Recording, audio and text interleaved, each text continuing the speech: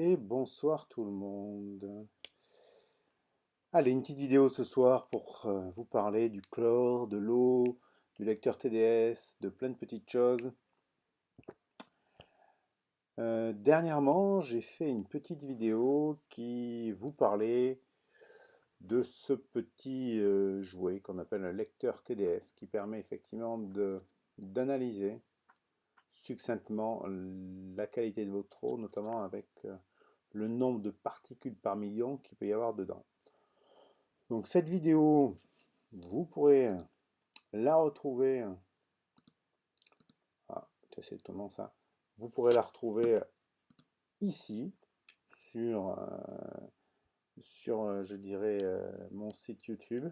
Hein, voilà, sur ma chaîne YouTube, vous allez retrouver quelques petites vidéos, notamment celle-là, c'est la première. Celle que je fais la seconde.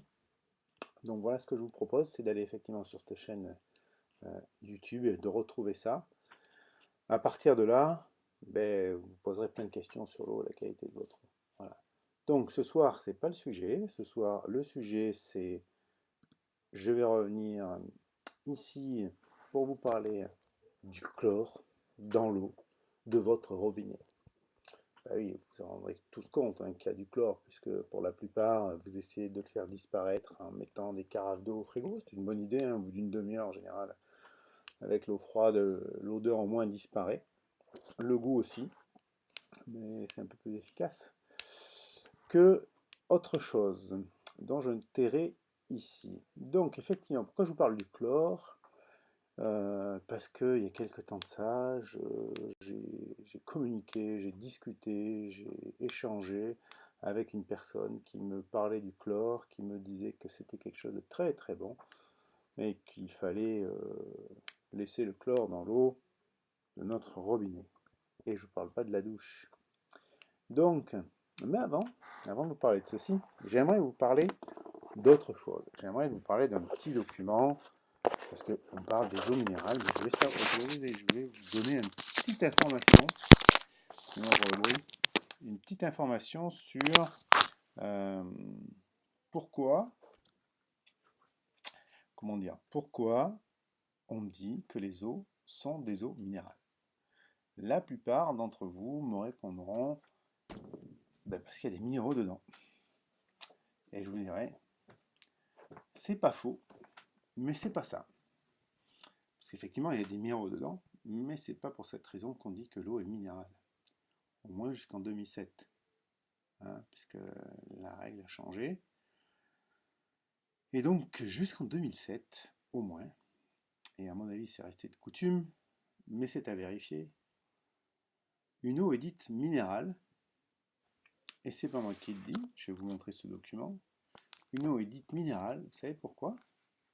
Parce qu'elle passe le contrôle des mines, comme devrait, comme le passaient les voitures il y a quelque temps, quand on faisait des modifications sur une voiture, quand on l'importait de l'étranger, il fallait qu'on passe un contrôle qui s'appelle le contrôle des mines, d'où les plaques minéralogiques. Voilà, hein, aussi. Minéralogique, plaque minéralogique, c'est les plaques qu'on a d'immatriculation sur les voitures. Et une eau est dite minérale, parce qu'effectivement, pas pour les minéraux qu'elle a dedans, mais bien pour le fait qu'elle passe le contrôle du service des mines chargé de contrôler les eaux minérales. Ce document, je vous le montre, hein, c'est un petit document ici, qui a été fait par un rapporteur de l'AFSA. Donc l'AFSA, c'est l'Agence française de la sécurité sanitaire des aliments, qui n'existe plus, aujourd'hui on parle d'ANSES, mais le document est toujours valable, hein, puisque effectivement, M. Popov, qui a déclaré que les eaux minérales étaient dues au fait de passer le contrôle des mines pour les eaux minérales. Voilà. Donc, ceci étant fait, je vais pouvoir un petit peu échanger avec vous sur ce qu'est le chlore dans l'eau de votre robinet. C'est du chlore, effectivement, mais pas que. Il n'y a pas que du chlore dans l'eau de votre robinet. Il y a plein d'autres choses. Plein d'autres choses. Qui sont dues au chlore. Et dont on ne vous parle pas. Parce qu'aujourd'hui, le chlore, qu'est-ce qui se passe? Le chlore, il est là pour, effectivement, nous protéger, pour désinfecter l'eau contre des choses nocives, qui peuvent être des bactéries, des virus, etc., afin de ne pas venir vous rendre malade ou vous intoxiquer, etc., etc. On sait qu'en ces périodes de antiterroristes, entre guillemets, on rajoute des fois plus ou moins de chlore dans l'eau du robinet. On en rajoute souvent quand il a plu beaucoup. On en rajoute effectivement quand on place dans des plans Vigipirate supérieurs pour lutter contre le terrorisme. Et pourquoi? Parce qu'effectivement, on a peur qu'on vienne polluer l'eau en injectant des bactéries, des virus, etc., qui vous rendraient malade. Donc, cette histoire de chlore, eh bien, c'est simple. On rajoute du chlore, effectivement, pour neutraliser ces méchants microbes, entre guillemets. Et ce chlore, qu'est-ce qu'il va faire? Ben, il va tuer ces bactéries. Il va tuer tout ce genre de choses qui sont réceptives à la destruction par le chlore. Mais ces choses qui sont mortes, qui ont été tuées par le chlore, elles restent toujours dans l'eau de votre robinet. Il n'y a pas un filtre qui va dire, hop, je prends ces bactéries qui ont été tuées par le chlore, je prends ces bactéries qui ont été, je dirais,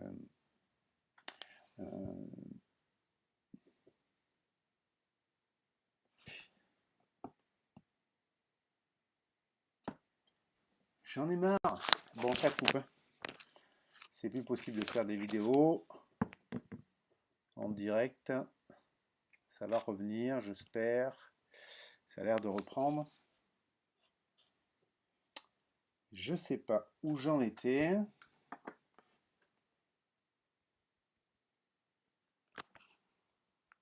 Alors, j'en étais où? J'ai vu que ça avait coupé.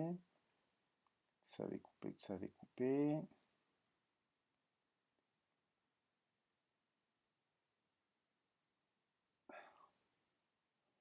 Ouais, alors c'est en train de revenir, tant mieux. Je sais pas si vous suivrez tout ça, mais bon, moi je vais essayer de vous refaire ça correctement par la suite. Donc, je reviens sur ce chlore qui tue ces bactéries deviennent du coup des choses mortes dans votre eau. Il n'y a rien qui vient ôter et enlever et aspirer ces bactéries mortes, ces virus morts, ces microbes qui ont été tués par le chlore. Alors, qu'est-ce qui se passe? Qu'est-ce qui va se passer entre vos bactéries, effectivement, et votre chlore? Eh bien, il va se passer une réaction.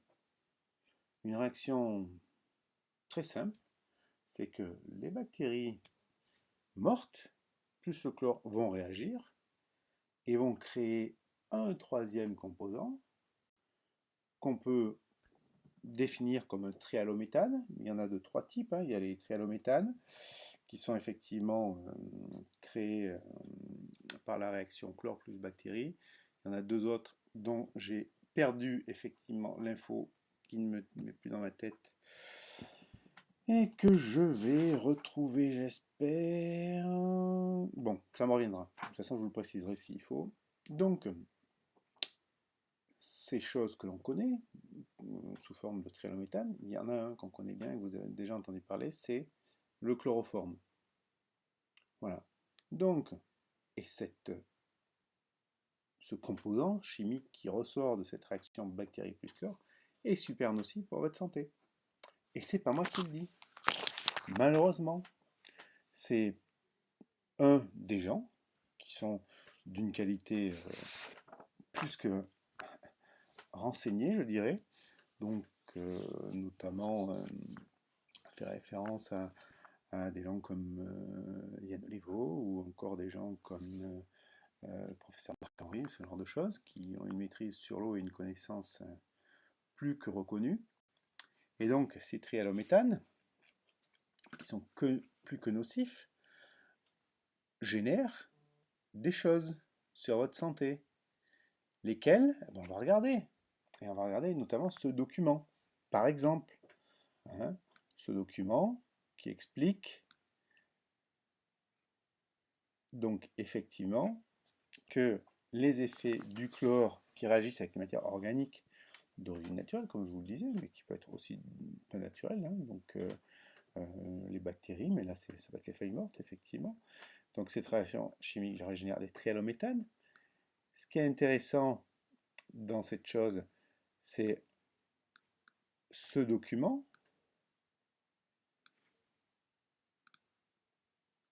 qui est, c'est pas celui-là bien sûr, voilà, je vais y arriver, si ça veut bien se bouger comme je veux, voilà, donc ce document qui va préciser que la réaction entre le chlore et ces bactéries mortes génératrices de méthane et qui vont avoir des conséquences sur votre santé, semble-t-il, hein, puisqu'il y en a qui ont vu qu'on pouvait avoir des conséquences et une incidence sur, je dis incidence accrue, hein, je parle bien, de cancer, de la vessie, peut-être du côlon, chez les CJ qui ont consommé de l'eau chlorée pendant 35 ans ou plus. Alors, il y en a qui me disent, mais non, l'eau chlorée c'est bon pour la santé, il n'y a pas de problème. Oui, c'est bon tous les jours, pas de problème, mais au bout de 30-35 ans, il se passe quoi? C'est ça qu'il faut vérifier. Et il n'y a pas que ça, c'est que ça peut avoir des conséquences également sur la grossesse, hein. Donc, mesdames, faites attention quand vous buvez de l'eau euh, de cette qualité, ça peut être dangereux pour votre santé. D'autant plus que, euh, d'autant plus que euh, il a été montré, hein, parce que là je vais vous montrer le document, d'où il vient. Il vient quand même de la DAS. Hein, c'est un document qui a été fait par la direction départementale de la science et de la sécurité sanitaire, okay, aujourd'hui qu'on appelle ARS, hein, ou DRAS. Donc c'est quand même assez intéressant et quand même significatif d'avoir un document qui vous explique que le chlore, plus des bactéries ou des éléments morts dans votre eau, va générer des éléments, des trihallométhanes, qui peuvent avoir des conséquences sur votre santé. Pas anodin, pas anodin. Et même, pour aller plus loin, le document vous conseille d'utiliser des méthodes de filtration modernes pour éviter de boire ces éléments. Donc, il y a d'autres documents qui le précisent, hein. Je peux aller sur d'autres choses, hein. C'est pas celui-là, c'est pas celui-là. Ouais, ça va être celui-là, mais voilà. Donc, là, ce qu'on peut voir, c'est que cancer à vessie et côlon, effectivement, hein, même le cancer du sein, c'est précisé par ici, où on peut avoir effectivement des conséquences sur la déclaration de cancer du sein au niveau de vous, au niveau chez vous, mesdames, pardon. Donc voilà, c'est pas anodin le chlore dans l'eau du robinet, c'est pas anodin le chlore dans l'eau de votre douche non plus. Parce que qu'est-ce qui se passe avec du chlore qui est expulsé par l'eau chaude de votre douche? Ben, c'est très simple.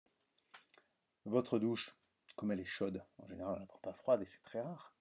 On la prend froide, il y en a, hein, pas de problème. Sachez une chose, c'est que quand on prend une douche, l'eau elle rentre par les pores de notre peau aussi, dans notre corps. Donc vous faites rentrer du chlore aussi dans votre peau, par votre peau, dans votre corps. Mais c'est pas super sain et super bon, bien sûr. Et je ne parle pas des autres choses, hein, mais il est important de savoir, par exemple, c'est que quand vous avez du chlore qui est mis dans de l'eau, qui est, pareil, comment dire, dont l'eau chauffe, qu'est-ce qui fait ce chlore? Mais ce chlore, il s'évapore. Et ce chlore s'évapore, mais vous le sentez, hein, souvent dans les chlores, on passe rarement sous la douche, mais on le sent souvent à la piscine, hein, ce genre d'odeur. Et ce chlore, effectivement, que vous ressentez et vous sentez à la piscine ou dans votre douche quand vous la prenez, qu'est-ce qui fait ce chlore? Eh bien, il passe par votre nez et tout de suite, il va être en contact avec votre sang parce que les vaisseaux qui sont dans votre nez sont très très sensibles et permettent effectivement de, comment dirais-je, d'absorber, d'absorber, euh, d'absorber, comment on veut dire, le chlore et à partir de ce moment-là, de rentrer dans votre sang et d'avoir des conséquences sur votre santé aussi.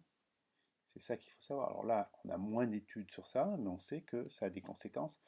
Les maux de tête, au niveau neurologique, effectivement. faudra peut-être étudier, voir si ça ne joue pas sur les maladies comme Parkinson, Alzheimer, etc. Voilà. Donc, j'espère que vous aurez appris quelques petites choses aujourd'hui sur l'eau et votre santé, sur le chlore, sur plein de petites choses qui peuvent être intéressantes. Si vous avez des questions, si vous avez des remarques à faire, si vous avez plein de choses à me dire, n'hésitez pas. Laissez-moi un petit commentaire, je répondrai à vos questions et je vous dirai quoi faire, peut-être, si j'ai des solutions. Donc faites bien attention à vous et restez naturellement vôtre. À bientôt.